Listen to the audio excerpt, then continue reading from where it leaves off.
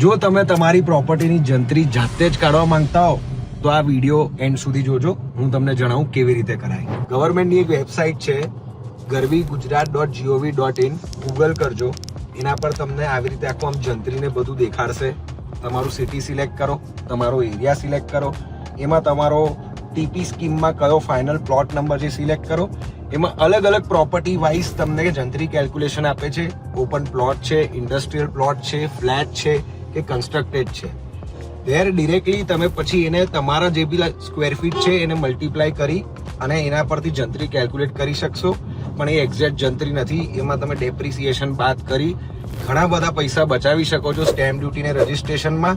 તો જો તમે એ જાણવા માંગતા હો તો મેં ડિટેલ આપ્યું છે બધું કેપ્શનમાં, તમે એ વાંચી અને ચેક કરી શકો છો પોતાના જ પ્રોપર્ટીની જંત્રી ઘર બેઠા.